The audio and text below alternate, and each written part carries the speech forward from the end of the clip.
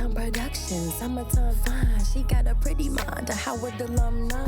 Here to talk about what's going on and why throughout every season, winter, fall, summertime. Hello, everyone. Welcome back to another episode of Summertime. I'm your host, Sommer Hill, and today we have a very, very special guest. We have the 52nd mayor of Baltimore, the youngest mayor in over a century, the first mayor in over 2 decades to be reelected, and what Time labeled the world's most influential rising star. Today we are here with Mayor Brandon M. Scott. Yay! Thank you, Summer. Thank you. Good to be here. Good. How are you feeling today? I'm good. I'm really good. I'm feeling Okay, good. I feel like a lot of people know who you are as a mayor, but like the goal of Summertime is to get to know who you are outside of being the mayor. Ooh. So here's the very first question, and you're gonna love it. What was your DJ name? Ha, good luck. So this is an infamous question, and I know you interviewed Quick. He won't even tell you what it is. He didn't. I called him. No one's gonna tell you. They're all sworn to secrecy. There is literally a $250 cash for anybody who can get someone that knows what my DJ name into telling them. Why They don't won't you tell want to them. share it? It's some things you have to leave where they are. Okay, so well, since you're really big on music, I know Music, you yes. love Wu-Tang. I love DJing too. yes. DJing too. What'd you listen to on your way here? On my way here, actually, I listened to Nas Magic 3 on my way here. So more of your era. No, this is a new one. Oh, okay. Nas has had the best run in the last few years with Hit Boy too. So the truth is, look, don't get me started, right? All the best MCs are still the MCs from back in the day. Okay. That's just the truth, right? That's right. I said to some young folks that I know, I sent them a song from one of Nas and Hit Boy's out. I'm like, man, our folks are even better at rapping the way that your folks rap. This is insane to me. Yes. Don't you rap as well? No, listen, here we go with it. So, yes, I do rap. Okay. There may or may not be a couple of... Videos. There are videos, definitely, but those are me rapping other people's songs. There may be some recorded freestyles of me locked in a chamber somewhere that'll maybe come out after I'm out of office. It's not just me. My wife is actually my favorite rapper in the world. Really? So yeah, it's not just me. I love that. And sometimes we go back and forth with each other. So it's little subliminals with each other. Oh, okay, subtweets to each other. Well, mine are direct, hers are subliminal, but yes. Okay, good to know. Well, also on this show, what we do is really talk about your journey from the beginning to the end. So I want to know what it was like growing up in Baltimore, specifically Park Heights, and specifically during the crack era. Because I'm from St. Louis, Missouri, been in DC for the past 10 years. And so my understanding of Baltimore is from The Wire. So tell me how it really was. So I think that it was a wire, but much more, right? I think that, look, you're from our sister city. St. Louis and Baltimore are Very the similar. only two major cities that don't have county government, right? It's a city that I love. Former Mayor Jones is my sister, the closest mayor been close to in my time in office. But it was growing up in Park Heights in heaven, in hell, really, right? So think about that. I was born in 1984, so when you think about my formative years, it's the 80s, 90s, early 2000s. And while I lived in this neighborhood that the world descended on for this horse race known as Preakness every third Saturday in May, right? Imagine being that young man that lives in that neighborhood. That's the center of the sports world for one day of the year. And every other day of the year, you're not really even treated as human. But when, I said when I was 6 years old, I wanted to be the mayor of Baltimore because it's the first time I saw someone get shot, right? What? And no one really cared.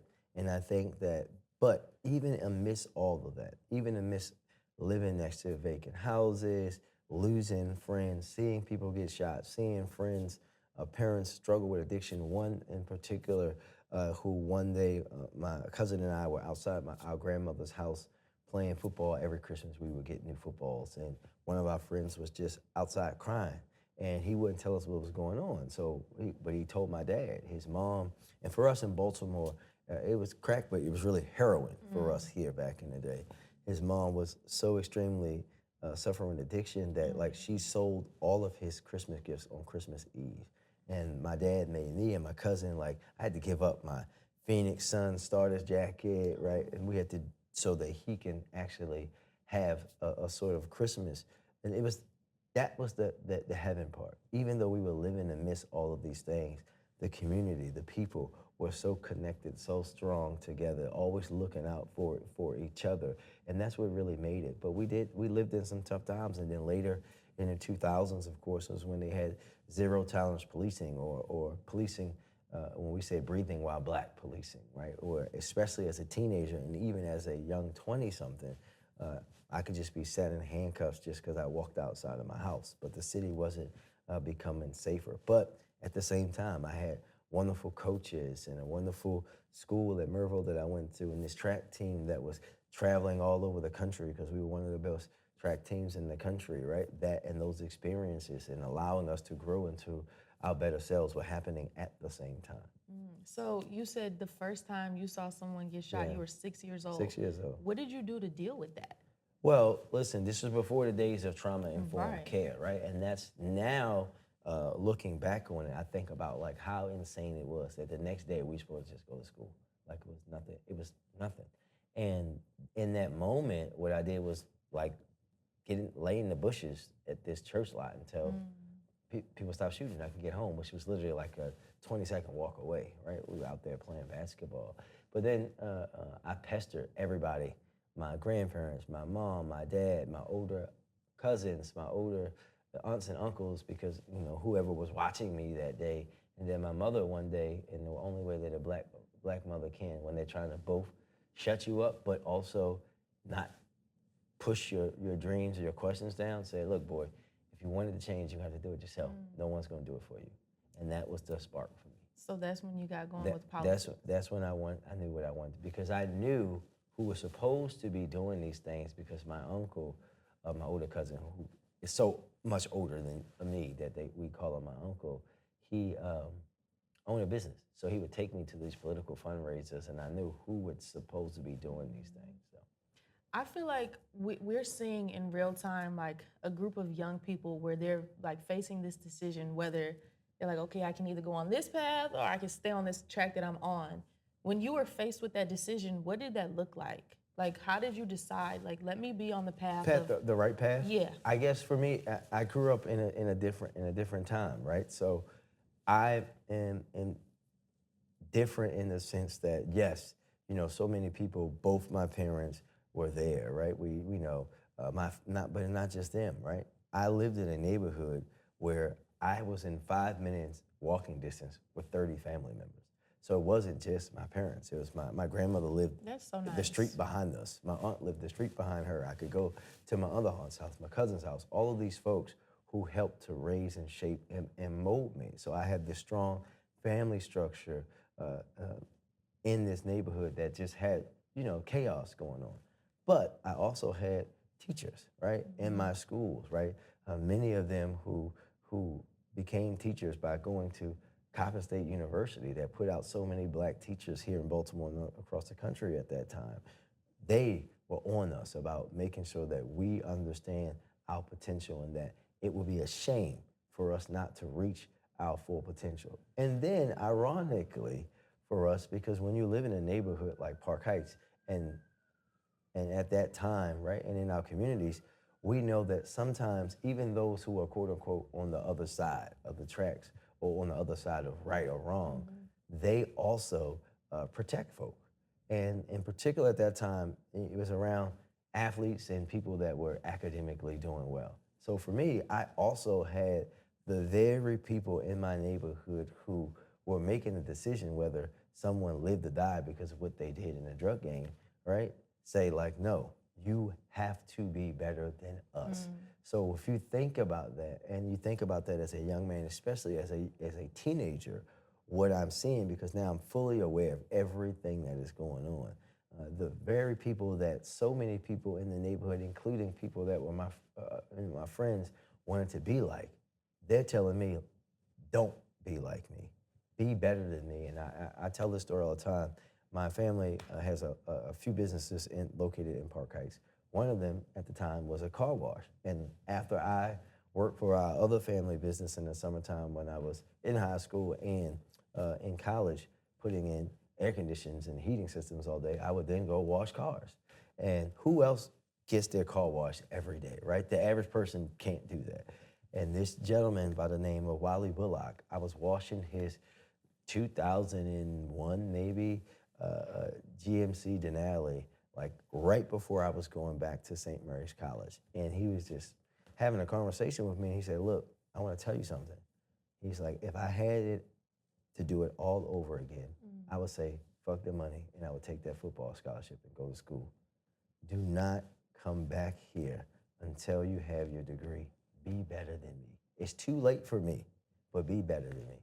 And then he paid me $300 to wash the truck, right? Because he knew I needed money for books. I wasn't in school a few weeks and he was gone.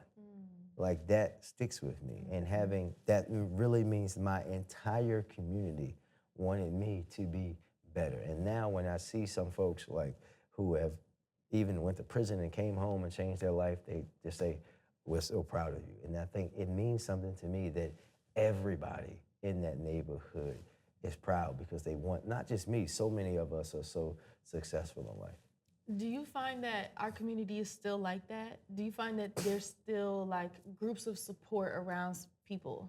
Yeah, I do. When you think about people, there are. I don't think it's the same as it was back then. What do you think has changed? I think that a lot of things. It's culture has changed, right? Like culture, and it's not just with our communities, have become in this country more and more driven by things about me and not we, right? When you think about social media, all of these pressures that come down, I tell the young folks all the time, like, I wish they grew up at a time when everything that they did wasn't on the internet, right? Yeah. Like every moment, every time they go from A to B.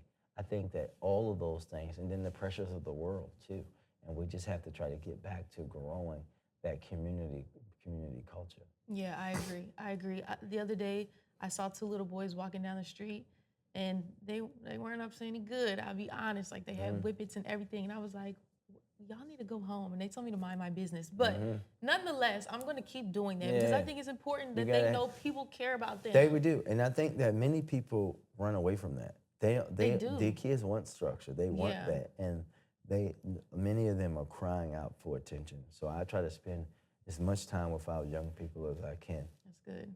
So, okay, so we know that, you know, first you were with city council, then you were appointed president of city council, and you became the mayor. And we also know that in order to be a politician, like who you are in a public light isn't necessarily who you are at home. No, for me it is. It is. Okay, so what are some things that are important for you to continue to share with the public light about who you are? I think, and also remember, this is you're 18 going on year 19 in City Hall. So 4 years prior to being elected, I came here first as a unpaid intern and a staffer, and then ran for city council. So I can actually retire right now. I'm not though. I'm not. But I think for me, first, I always say this, and this is what, if you were asking my wife that, she would say, when people say, like, what is the thing that Brandon, one of the things he cares about the most? And that's, first and foremost, always being authentically me, no matter what room I'm in, right? Good. And taking my city, my people, my neighborhood into that room, whether it was here at City Hall, in a boardroom, in the White House, right? Making sure that I show up as my true, authentic self, so that people know that there's nothing wrong with, one, being your true, authentic self, but in particular for being a younger Black person and young Black men, right? And we know that we have sister elected officials who do that for young Black women. You have to do that. And for me, people will tell you, I'm going to be me no matter where we are, no matter who likes it or who don't like it. They don't like the way to wear my hair, we'll send them an afro pic. They don't like that I wear, one of those. They don't like that I wear tennis shoes. I'll like wear something more egregious, right? Because what we have to understand is that kind of stuff doesn't make a person. What makes a person is what they do with their heart and mind, how they treat people, how they go about doing their work, how they show up to when things get tough, what they do under pressure. And I think that's important to me. But look, I'm gonna joke, and I'm gonna joke again, I'm gonna tell jokes, people are gonna laugh, I'm gonna care for people, I'm going to stand up to bullies all of the time, right? I'm going to be who I am, no matter where. Yeah, and I'm sure that helps the people that support you feel more connected to you, because they're like, this is who he is in this room and outside of this room. So I know that what he says he's going to do, he's going to do. Yeah, and it drives the other folks crazy, but that doesn't bother me at all. What kind of responses have you gotten? Well, apparently yesterday someone called in and said that they were going to tie me down to a train and have it run me over. Yeah, and that's a little tame for me. Let's see, what haven't I had? Someone was going to hang me outside of City Hall before. They wish that they could own all niggas, especially niggas like me. Oh my gosh. You know. Do you worry about like your safety or your family's safety ever? No, I don't really worry about my safety. Sometimes I'm concerned for my wife and my children, but I signed up for this. And as I always tell people, like, if you're going to do what I do the right way and in the way that shows people, especially looking the way I look, how wrong and unjust those systems and things were. Like, look, this is where the first redlining bill in this country was signed. This actual desk in my office. Wow. It's my job to work every day to start to unravel all of the policies and things that they've hidden deep in all of these things. It's my job. So if I'm going to do that, racist people are going to call here and say all kind of things about me. If I go a week and we don't get any of those, I feel like we haven't pushed the envelope enough. We haven't achieved things that week, because that's our job to do those things, to work to eliminate gun violence in Baltimore City continuously. And having the lowest amount of gun violence on record in Baltimore's history isn't good enough for me. We want to keep going. The same thing with vacant housing, all of those things, but doing it in a way that centers our people, that uplifts community, right? The right way. It's going to piss people off, but they say all kind of things. We can give you we'll send you some voice recordings of the voicemails that we. Well, I mean, the statistics speak for themselves. As of October 1st, homicides are down 30.4%, and non-fatal shootings are down 20.8%. And you keep on saying the right way to do things. Can you talk to us about your strategy? Like, what is the right way? Yeah, and be very clear. It's not just, yes, I'm the mayor of Baltimore by law. Ironically, a law that I passed as the council person. The mayor has to present a comprehensive violence reduction strategy for the city. It's the law, right? There's no arguing, don't argue with me, argue with your mama, right? But yes, I have to present the plan. I have to set that framework as the chief executive of the city, but this is not my plan. This is Baltimore's plan, right? We have to do it. And we're just flipping things on its head. One, gun violence is a public health issue. Never should we have put the sole responsibility on preventing violence on the backs of police officers alone. They can't do it alone. And I just want to get a little math question for some folks. At its height, the police department of Baltimore had 3,000 police officers. They never all worked at the same time. You would maybe get 12 to 1,400 at the same time, right? But when you think about that, 1,400 people, it's impossible for them to keep 620,000 people safe at the same time. It's just not going to work, right? And we have to think about what that means. So for us, what we're doing here is through the comprehensive violence reduction strategy, is all of the pieces to the puzzle matter.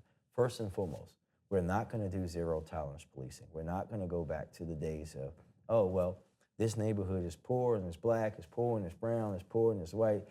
There's people addicted to drugs there. Everybody that lives there, especially the poor black communities, is a criminal. If you go there, you see them outside, put them in handcuffs, put them in a car, crime will go down, right? Well, not really. We work to identify who those are, because you're talking about a very small group of people who are most likely to be a victim or perpetrator of that gun violence. We actually go to them. They get a letter from me. You can see this in the documentary called The Body to Politic that follows me for my first few years in office building this work. And it says essentially, I know who you are, I know what you do.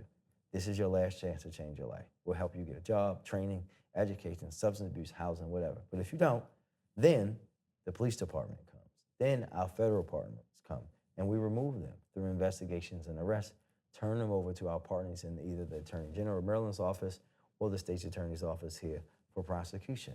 At the same time, we're focusing in on guns. Anybody that has an illegal handgun, they're using it, trafficking, we're going to arrest you. We're going to turn you over to the Attorney General or the state's attorney for that prosecution, because that's how that flow works. The police work at my direction.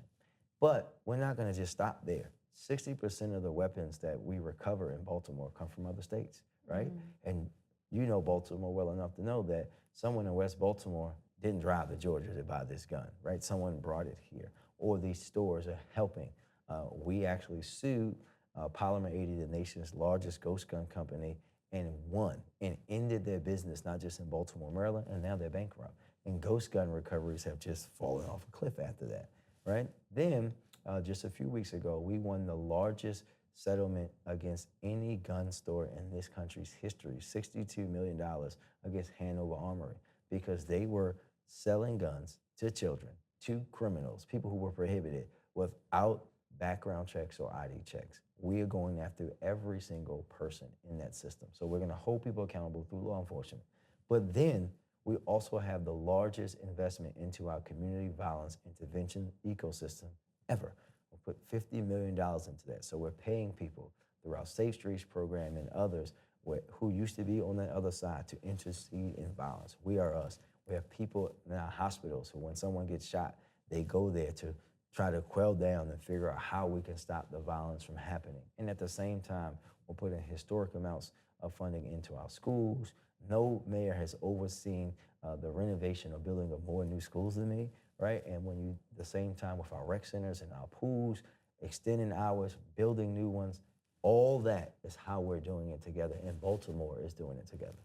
How could anybody be mad at that? Well, it's about the way, right? Some people think that it has to be done their way. Some people think that like this part matters more than the next, and this person should get all the credit of that. This is about we, a collective, right? Because we're talking about a collective between us at the city, the folks at the state, Governor Moore, Attorney General Brown, our state's attorney, Ivan Bates, but most importantly, the community.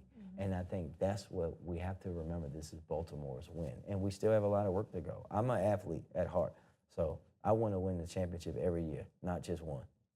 Yeah. Well, I know one person that was mad was President Donald Trump. Who? And he called Baltimore a hellhole and said that this city is so far gone. How did that make you feel? Well, this isn't the first time for us. This might be new for some other cities, but we were the apple of the president's eye during his first term too, right? Like that. And it's so unfortunate. For me, it's just normal. We know, we are so far gone from the failed policies that they had in the past, so far gone from the amount of violence that we had in Baltimore when he was president before, right? And we have to be smart. Why now? Why now when we have the lowest amount of violence on record in our city? Do they now want to come? The true part of the truth is that they want to now join in the credit, right? Like, because if they were so concerned about this, we were having 300 homicides a year when he was president before. They didn't bat an eye. They didn't send in anybody, right? Now that it's historically low, they want to come. But it's also about how we did it, right? We didn't do it with zero tolerance. We didn't do it with brute force. We didn't do it with all of the National Guard, all of these things. And we did it with less arrests. I'll give you some numbers just so you know. In 2003 and 4, we had 278 homicides in one of those years. And we had 91,000 arrests in a city of 600,000, right? Last year, we had 201 with 15,000 arrests. Less homicides, less arrests, because it's never been about how many, it's about who and for what. You have to focus on those who are driving the violence. So when you and Governor Wes Moore asked him to come walk around Baltimore, what was your intention? Well, I didn't ask. I love my governor. The governor asked because, the governor wanted to show him why he doesn't need to do what he's saying, how much progress we've made. Now, the governor is a very smart man. He also knew he wasn't coming, right? But I think the governor has been such a deep partner for us, having served before the governor was here. And we had the total opposite.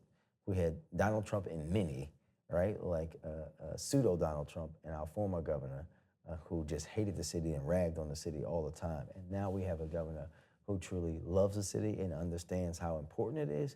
He wanted to do what he's supposed to do and what he does every day, stand up for all of Maryland, including Maryland's largest city, his city that he lived in before he had to move to Annapolis to be the governor. And that's what he should do. And I know he'll continue to do that each and every day because we're in the fight together. Yeah. What do you think is most misunderstood about Baltimore? That we are much more than that TV show. The Wire? Yes. Okay. That one, Homicide, Life on the Street, The Corner, you name it. That, yes, like every other major city, we have our problems, right?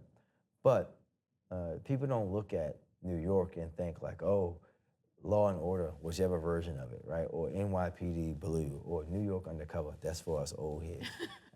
New York Undercover. They think about all the other stuff, right? Like people don't just look at Los Angeles and think about all the TV shows, right? They don't even think about Los Angeles and think Boys in the Hood anymore, right? With Baltimore, it's been very intentional, I think. And we have to also be reminded that racism plays a part in that.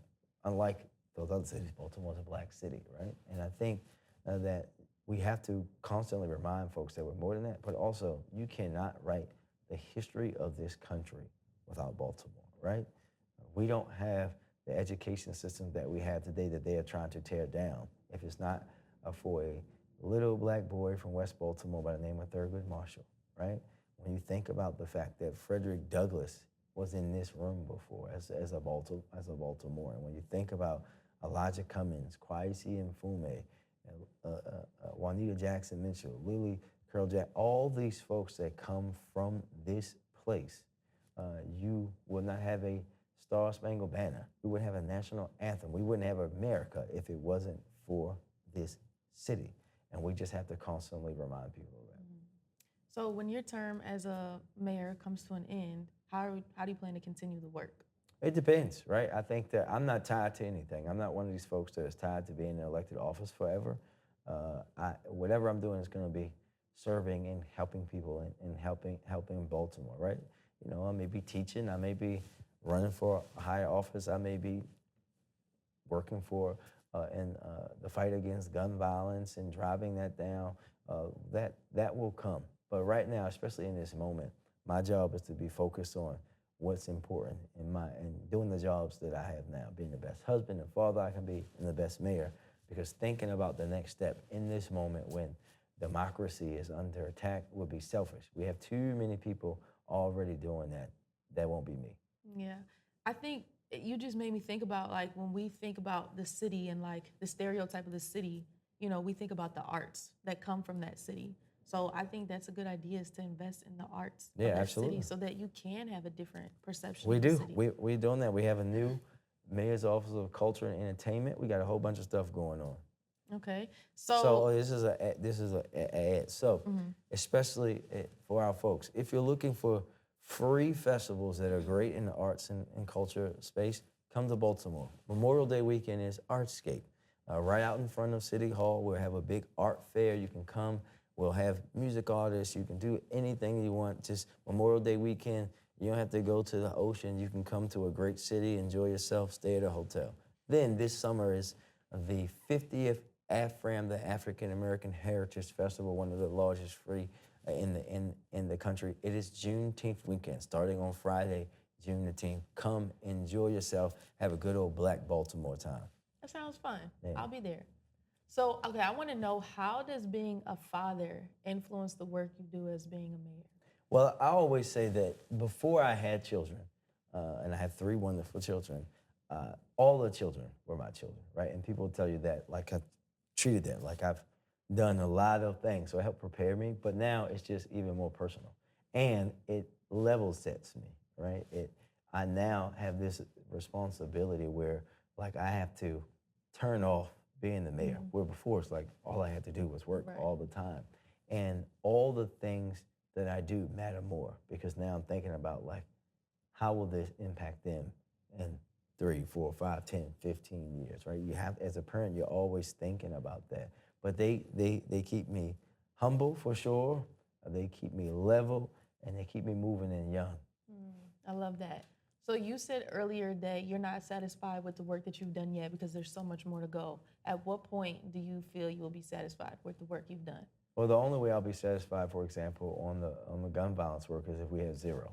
So, like me, this is life's work. This won't be something that is done, right? I'll be passing the torch, but it's about working towards that, and I believe we can get there one day. Okay, I like that. And then my final question for you, I know a lot of people want to be more involved with like politics and activism, but sometimes like the barrier to entry or the language isn't as accessible to them.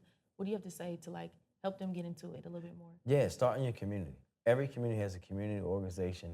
Every place has local, small, like political things, like central committees and others, but also like volunteer on campaigns. Find a person that you think is good, that meets what you kind of want to see in a public service, and volunteer, right? That's what I did, right? Also, ask for internships in offices. Everyone has those. We have them here. Everyone has those so you can see, because public service and government shouldn't be different from any other kind of line of work, right? We wouldn't allow someone who's been a teacher their whole life to just next year say like, oh, I'm going to be the chief electrician in the city, and they know nothing about it, right? We have to have people that understand government and service the same way, and you can grow that too. Okay, perfect. Thank you so much for your time today. I know your time is precious, so we're it means good. so I'm much good. Thank you very much. that you're here joining me. Absolutely. I thought they said you had some rapid fire questions. We are gonna do a rapid Oh, fire. all right, good. You ready? I'm ready. What's the rapid fire? Okay. So this is a Baltimore this or that. All right. All right. Lamar Jackson or Ray Lewis? Oh, Lord have mercy. All right. Everybody knows I love my quarterback, but as you know, I'm the 52nd mayor. Ray Lewis is number 52. That's it. I had to call Ray in order for the Ravens to make my mayoral jersey. I got to go to Ray. LJ, I love you, though. Ray Lewis. Okay. Carmelo Anthony or Rudy Gay? Lord, I'm going to see both of them next week. I don't be in trouble. Melo's my 1984 brother. We're going to be celebrating Melo's Hall of Fame next week. I got to go with Melo. Okay. 84 Baltimore babies are the best. Okay. Love you, Angel Rudy. Reese or Akil Carr? Oh, Angel. Okay. And I love you, Kill, the Crime Stopper. We love you. But what Angel's doing now for young women, not just in Baltimore, but around the globe, young black girls, is just on another level. Yep. Ed Reed or Terrell Suggs? Got to go with Ed Reed. That's the easy one. Love you, Sizzle. Coco's crab cakes or Faley's crab cakes? Is this a joke? No. People eat Faley's. This is Coco's all day. Okay, now here's a DC versus Oh, Baltimore. yeah. Mambo sauce or Old Bay? Obey on everything. Everything? Everything. Okay. Go-go music or club music? Y'all got to be kidding me right now. Don't ask me that question. People still, they still got go-go's? I love go-go's. Oh, that's you. This is Baltimore. Club is better than go-go. Yo's are better than Mo's. Obey is greater than Mambo sauce. Now we got it all done. Okay, last one. Federal Hill or U Street? Federal Hill. So just, okay, so Yeah, you just obviously, team yeah. Baltimore all the way. Yeah. Oh, period. Yeah, and look, I'm from the old U Street, so, you know, when it was Chocolate City, not Latte City, so. All my Washingtonians, y'all know who I'm talking to. Come to Baltimore. We got Mambo sauce in the store for y'all. You can get all that. You can watch all the Commanders games you want. You know, come before the tangerine comes to get all y'all. Okay, fill in the blank. I know someone is from Baltimore because they. Tell me where they went to high school. Oh, everyone says that for every city. Give me something else. That's the truth. I know someone is from Baltimore when house or club music come on and they lose their mind. There you go. All right, I'll take that. That's it. All right, thank you for your time today. Thank I you. appreciate it. Thank you. Summertime.